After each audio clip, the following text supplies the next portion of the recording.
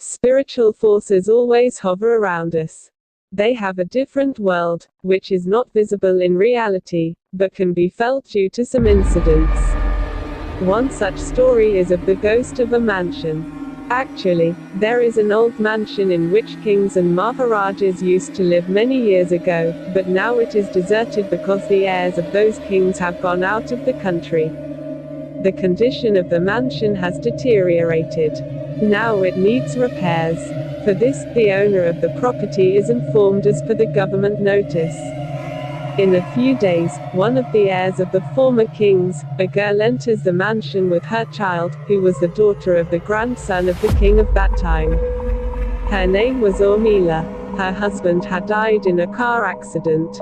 Now she has become a widow, but she has a son who is 8 years old, and he has also come to the mansion with his mother.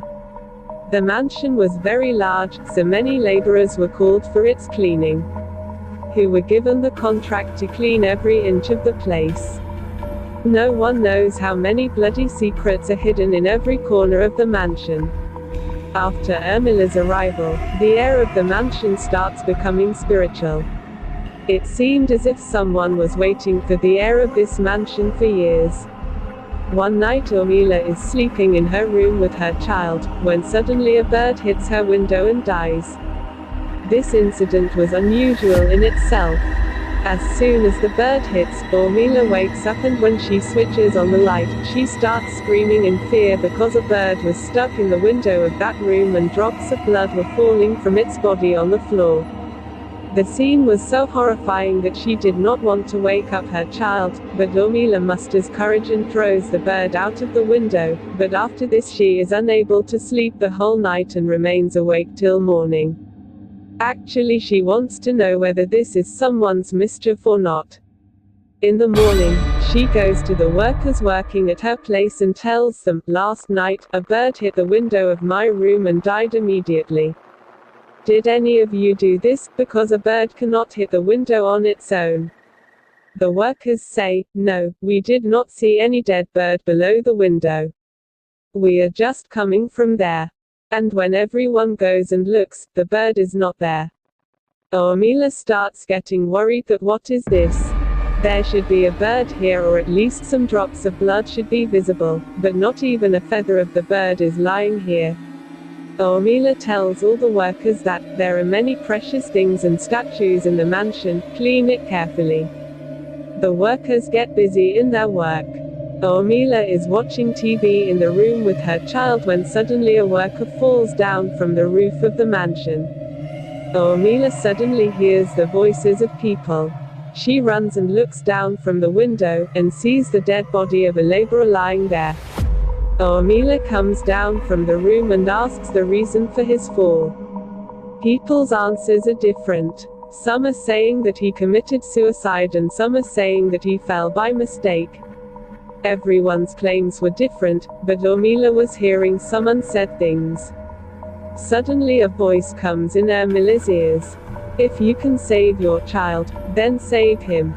On hearing this sentence, Urmila starts running towards her room because her child is alone in the room watching TV. As soon as Urmila reaches the room, her son is about to jump from the window, but Urmila catches his leg and he hangs from the window. Urmila pulls him up with all her strength, but the child is still adamant to jump. Urmila somehow manages to control her child and comes out of the room and asks the workers, "Tell me what is there in this mansion, because this child cannot do this, and whatever is happening now, something different is going on." Then an old worker tells Urmila, "Daughter, if you want to know more, read the story of your ancestors.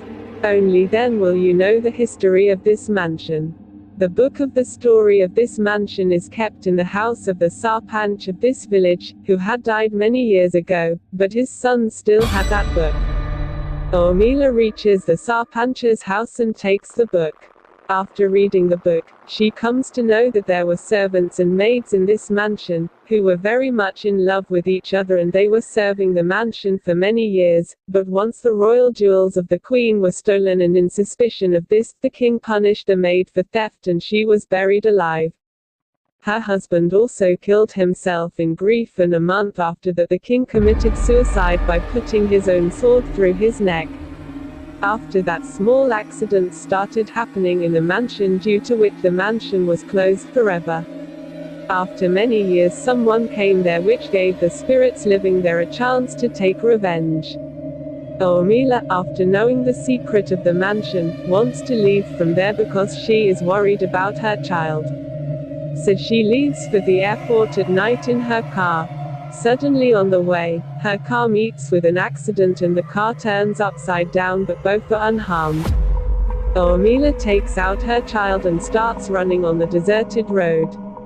On the way she sees a car coming, and to stop the car, Ormila stands in the middle of the road and starts shouting for help.